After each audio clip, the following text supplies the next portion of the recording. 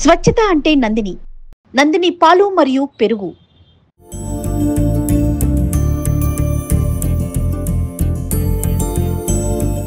వేసవికాలం అంటే మామిడికాయల సీజన్ అందరికీ తెలుసు. మామిడికాయల సీజన్ అంటే చెట్లకి మోస్ట్‌లీ విజయవాడ అంటే నూజివీడు దగ్గర ఉంటుంది కాబట్టి రసాలు ఎక్కువగా దొరుకుతాయి. బంగినపల్లి కొంచెం తక్కువ దొరుకుతూ ఉంటాయి. ఎక్కువ రసాలు బంగినపల్లి మాత్రమే అందరూ తింటారు. కానీ ఒక మామిడికాయ సీజన్ వచ్చిందంటే ఎన్ని రకాల మామిడికాయలు ఉంటాయంటే దాదాపుగా 18-20 రకాల మామిడికాయలు ఉంటాయి. కానీ ఇవన్నీ ఉండాలి అంటే ఒక్కొక్క సారం, ఒక్కొక్క నేలను బట్టి, ఒక్కొక్క చెట్టును బట్టి ఒక్కొక్క రకమైన పంట పండుతూ ఉంటుంది. కానీ ఈ స్టోరీలో మిమ్మల్ని ఆశ్చర్యపరిచే ఒక ఇంట్రెస్టింగ్ విషయాన్ని మీ దగ్గర తీసుకొచ్చాను. అదేంటంటే ఒక చెట్టుకి 18 రకాల మామిడి పళ్ళు కాస్తూ ఉన్నాయి. నాకే చాలా ఆశ్చర్యం అనిపించింది ఈ స్టోరీకి వచ్చినప్పుడు. ఒక్క చెట్టుకి 18 రకాలు ఎలా కాస్తాయి అనేది. బేసిక్‌గా రసాలు పండే చెట్లు వేరుంటాయి. బంగినపల్లి చెట్లు పండే వేరుంటాయి. చిన్న రసాలు వేరుంటాయి. పెద్ద రసాలు వేరుంటాయి. చాలా రకాలు ఉంటాయి. కానీ నా వెనకాల కనబడుతుంది కదా! ఈ ఒక్క చెట్టుకి 18 రకాలు, ఒకే ఒక్క చెట్టు 18 రకాల మామిడికాయలు కాస్తున్నాయంటే నిజంగా చాలా చాలా గొప్ప విషయం. ఈ ఫార్మర్ ఎవరంటే ఇదిగోండి స్క్రీన్‌లో కనబడుతున్నారు కదా! ఈయన పేరు లక్ష్మణ్. ఈయన ఎంఎస్సీ చేసి బీఈడీ చేశారు. ఈయన చదువు పైన ఉన్న ఇంట్రెస్ట్‌తో లెక్చరర్ కూడా అయ్యారు. కానీ ఇది కాదని చెప్పి కొత్త రకంగా అంట్లు కట్టడం ద్వారా మామిడికాయల్ని ఎన్ని రకాలుగా పండించొచ్చో ఆయన ప్రయోగం చేశారు. ప్రయోగం సూపర్ సక్సెస్ అయింది. దాదాపు ప్రస్తుతానికైతే ఈ చెట్టుకి మనకు కనబడుతున్నది 5-6 రకాలే. బేసిక్‌గా ప్రతి సంవత్సరం అయితే 18 రకాలు పండుతూ ఉంటాయి. అసలు ఎలా చేశారు, ఈ వ్యవసాయం ఎలా చేస్తున్నారు, ఈ చెట్టుకి ఇన్ని రకాల కాయలు ఎలా వచ్చాయి? లక్ష్మణ్ గారు, ఫస్ట్ నిజంగా మీకు చాలా చాలా గ్రేట్.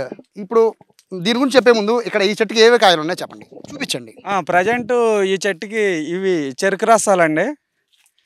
ఇదేమో మొక్క బంగినపల్లి, మేము నాటుకాయలు అని పిలుస్తాము లోకల్ భాషలో. ఇవేమో నూజివేడు రసాలు, ఇదేమో పెద్ద రసము,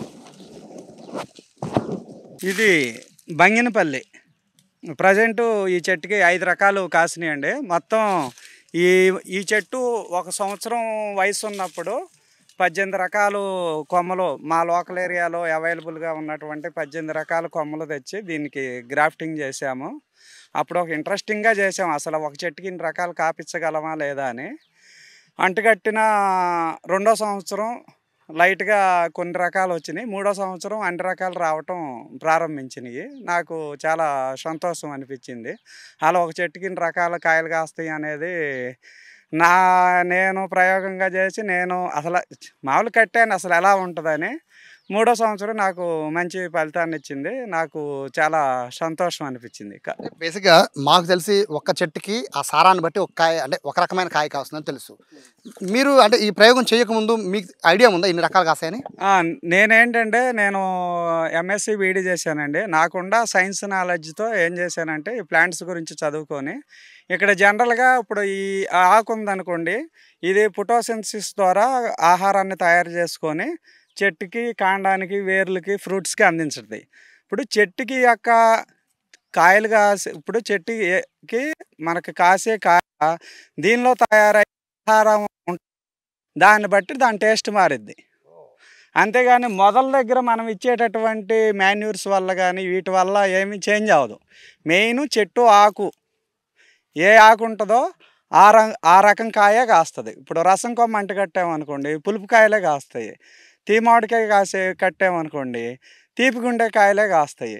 అట్లాగా మనం ఎన్ని రకాల కొమ్మలు అంటుకట్టినా సరే మెయిన్ ఈ సన్లైట్ తగిలేది ఈ ఆకులకే కాబట్టి ఈ ఆకులో మనకి తయారయ్యేటటువంటి ఫుడ్ అదే రకమైన పండ్లను మాత్రమే వేస్తుంది. మొదల్లో మనం ఇచ్చే మాన్యూర్స్ వల్ల అయితే చేంజ్ అవ్వదు. మెయిన్గా డిపెండ్ అయ్యి ఉండేది ఈ ఆకు మీద మాత్రమే డిపెండ్ అయ్యి ఉంటుంది.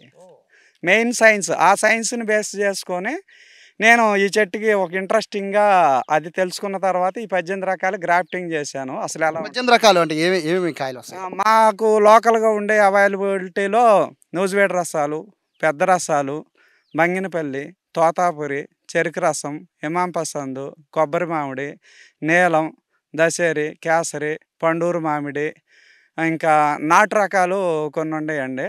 నాటు రకాల్లో వచ్చేసరికి ఇది మొక్క బంగినపల్లి ఒకటి, నల్ల రసాలు ఒకటి, అంటే నూజివేడు తీయ మామిడని గుండ్రగా ఎల్లో కలర్ రెడ్గా ఉంటాయి యాపిల్ కాయలాగా అదొకటి, తెల్ల గులాబీ ఒకటి, జలాం ఒకటి, నీలం ఒకటి.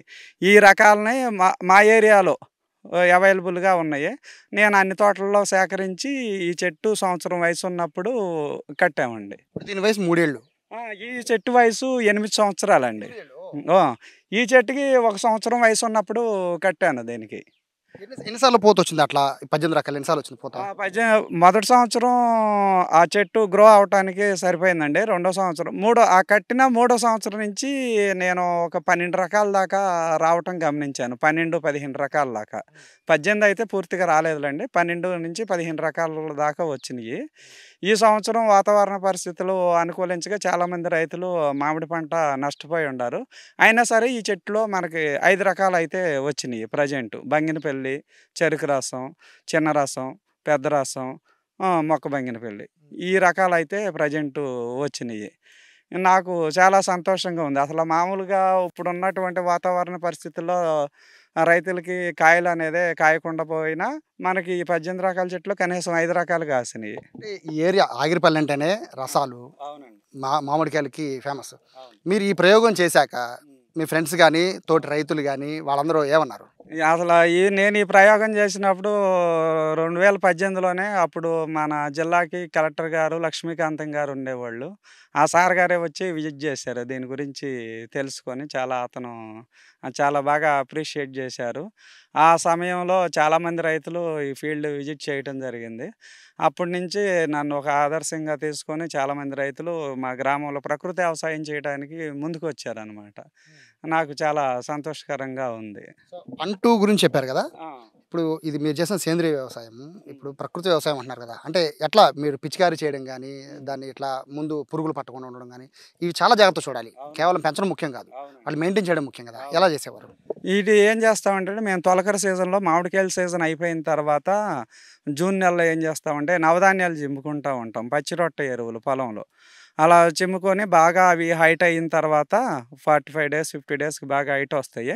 అప్పుడు ఆవులను తోలి పొలంలో అవి పూర్తిగా మేసిన తర్వాత 2 నెలలు అలాగా భూమిలో కలియ దున్నేస్తాము. అప్పుడు దున్నిన తర్వాత మామూలుగా చెట్లకి జీవామృతం అనేది వర్షాకాలం సీజను అక్టోబర్ నెల వరకు జీవామృతం నెలకు ఒక 2 సార్లు చొప్పున ఇస్తాము. ఇచ్చిన తర్వాత నవంబర్ నెల నుంచి పూత రావటం ప్రారంభమైద్ది. పూత రావటానికి ముందుగా మేమేం చేస్తామంటే అగ్నాస్త్రం అనేది స్ప్రే చేస్తాం మామిడి చెట్లకి. అది స్ప్రే చేయటం వల్ల ఏమవుద్దంటే చెట్లకు ఉన్నటువంటి పెస్ట్ ఏమన్నా ఉంటే కంట్రోల్ అయ్యిద్ది. అగ్నాస్త్రం, బ్రహ్మాస్త్రం దశపత్ర కషాయం ఈ 2 ఈటిల్లో ఏదో ఒకటి స్ప్రే చేస్తాం. ఈ సంవత్సరం అయితే మేము అసలు ఆ 2 కూడా చేయకోకుండా నీమ్ ఆయిల్ ప్లస్ కోడిగుడ్డు నిమ్మరసం చేసాం. నీమ్ ఆయిల్ వల్ల కూడా పెస్ట్ బాగా కంట్రోల్ అయ్యిద్ది. కోడిగుడ్డు నిమ్మరసం వల్ల ఏమైద్దంటే ఫ్లవరింగు బాగా వచ్చిద్ది. ఈ 2 కలిపి స్ప్రే చేసిన తర్వాత ఫ్లవరింగ్ బాగా వచ్చిందనమాట. ఇక్కడ నాకు ఒక డౌట్ ఏంటంటే, ఇప్పుడు బేసిక్‌గా ఒక చెట్టు ఒక రకం పండుతుంది అనుకుందాం. ఇప్పుడు అదే అంటూ తీసుకొచ్చి దీనికి పెట్టారు. ఆ టేస్ట్, ఈ టేస్ట్ ఇక్కడ రసం అనేది చాలా ఫేమస్. విజయవాడ, అవునండి. ఆగిరిపల్లి అంటేనే రసం. అవును. సో ఇప్పుడు మీరు చిన్న రసం వేరు చెట్టుకు ఉంటుంది, పెద్ద రసం చెట్లు వేరుగా ఉంటాయి. అవును. సో టేస్ట్ డిఫరెన్స్ రాదా? అసలు టేస్ట్ ఎట్టి పరిస్థితుల్లోనూ డిఫరెన్స్ రాదండి. ఇప్పుడు మీకు ఒక సైన్స్ చెప్పాను కదా! ఈ ఆకు ఏ రకమైన ఆహారాన్ని తయారు చేస్తదో అదే రకమైన టేస్టు ఆ కాయకొస్తది. ఇప్పుడు మనం ఈ చెట్టుకి తీపిగా ఉండే కాయ తీసుకొచ్చి అంటుకట్టామనుకోండి, ఆ కాయ తీపిగానే ఉంటది. పులుపుగా ఉండే కాయ తీసుకొచ్చి అంటుకట్టామనుకోండి, కాయ పులుపుగానే ఉంటది. దాని టేస్ట్‌లో ఎటువంటి మార్పు రాదు. మొదలు ఒకటే ఉంటది. కానీ చివరి కొమ్మలు వేరు వేరు కాబట్టి దాన్ని బట్టి కాయ టేస్ట్ అనేది మారిద్ది. ఫైనల్‌గా చెప్పండి. ఒక చెట్టు అయితే ఇక్కడ కనబడుతోంది. దాదాపు 3 ఎకరాల్లో ఫార్మింగ్ చేస్తున్నారు మొత్తం అంతా కూడా. సో ఇంకా ఫ్యూచర్‌లో ఏమన్నా పెట్టే అవకాశం ఉందా? ఇది ఈ ఈ ఫార్ములాని ఎందుకు అప్లై చేసుకున్నామంటే, ఇప్పుడు జనరల్‌గా మామిడి చెట్లు ఒక సంవత్సరం కాస్తే మరో సంవత్సరం కాయట్లేదు. ఆ పరిణామాల వల్ల రైతులు నష్టపోతున్నారు. దాని నుంచి రెక్టిఫై అవ్వటానికి నేనేం చేశానంటే, ఒక చెట్టులోనే 2 రకాలు కట్టాను. ఇదేమి ఇంట్రెస్టెడ్‌గా 18 కట్టాము. ఒక చెట్టులో 2 రకాలు కట్టాము. హిమం పసందు, చిన్న రసాలు, బంగినపల్లి చిన్న రసం, తోతాపురి చిన్న రసం, కొబ్బరి మామిడి చిన్న రసం. ఇలా కడతం వల్ల ఏమైందంటే, ఈ సంవత్సరం హిమం పసందు అసలు ఆ పంట ఏమీ నిలబడలేదు. అయినా సరే చిన్న రసాలు కాసినియి. సో నాకు అది కాయకపోయినా హిమం పసందు రసాలు కాసినాయి కాబట్టి నాకు పంట నష్టం అనేది జరగలేదు. మరలా కొబ్బరి మామిడి కాయలేదు. దానికి గట్టిన చిన్న రసాలు కాసినాయి. దానివల్ల నాకు పంట నష్టం అనేది జరగలేదు. అదేవిధంగా బంగినపల్లి కొంచెం లైట్‌గా కాసింది. దానిలో కూడా చిన్న రసం కొమ్మలు కొన్ని కట్టాను. అవి దానివల్ల అంటే ఇది ఎలా చేసుకోవటం వల్ల అంటే ఇప్పుడు ఈ ఏరియాకి రసాలు ఫేమస్ కాబట్టి ఆ రసం అనేది ప్రతి సంవత్సరం కాసిద్ది. అలా మనం 2 రకాలు కట్టుకోవటం వల్ల రైతు నష్టపోకోకుండా ఒక రకం కాయకపోయినా మరొక రకం కాసిద్ది. దానివల్ల రైతు అనేవాడు నష్టపోడు అనమాట పంటకి. సో ఇక్కడ పూర్తిగా దెబ్బతింది. ఈ ఈ మొన్న వచ్చిన ఈదురు గాలికి పూర్తిగా పంట నష్టపోయింది. ఒక పక్క ఈ సరిగా వర్షాలు పడక, సరిగా ఎండలు రాక మామిడికాయ సీజన్ అంతా పూర్తిగా దెబ్బతింది. కానీ ఇక్కడ లక్ష్మణ్ గారు చేసిన ప్రయోగం వల్ల ఒక చెట్టుకి 2 అంట్లు కట్టడం వల్ల ఒక పంట పండకపోయినా మరొక పంట పండుతుంది. నిజంగా సార్ హ్యాట్స్ ఆఫ్ మీకు. ఎందుకంటే ఒక చాలా పెద్ద ప్రయోగం ఇది. చూడడానికి చాలా చిన్న చెట్టు ఇది, మామిడికాయ చెట్టు. పెద్ద పెద్ద చెట్లు ఉంటాయి, బట్ చాలా చిన్న చెట్టుకే ఇన్ని రకాల మామిడికాయలు కాస్తున్నాయంటే ఈయన చేసిన ప్రయోగం నిజంగా చాలా చాలా గొప్ప విషయం. అందరు రైతులు కూడా ఈ విధంగా ఆలోచిస్తే పంట నష్టం అనేది మోస్ట్లీ లేకుండా ఉంటుంది. ఒకే రకమైన పంటను వేయడం వల్ల పంట ఒకటే సూపర్ హిట్ అవుతుంది, లేదా పూర్తిగా నేలమట్టం అయిపోతుంది. సో ఇలా చేస్తే కనుక ఒక పంట పోయినా మరో పంట వచ్చే అవకాశం ఉంది. నా వెనకాల కనబడుతున్న ఈ చిన్న చెట్టే దాదాపుగా 15 నుంచి 18 రకాల మామిడికాయలు అందిస్తుంది. అంటే నిజంగా గొప్ప విషయం. లక్ష్మణ్ గారు లాంటి వారిని స్ఫూర్తిగా తీసుకుని మిగిలిన రైతులు కూడా ఇదే విధంగా ఆచరిస్తే కనుక మరిన్ని ఇటువంటి ప్రయోగాలు అయితే చేసే అవకాశం ఉంటుంది. సో ఇది ఆగిరిపల్లిలో ఉన్న ఈ విచిత్రమైన మామిడి చెట్టు పరిస్థితి. కెమెరా పర్సన్ కృష్ణతో సాయి, సుమన్ టీవీ, ఆగిరిపల్లి నుంచి.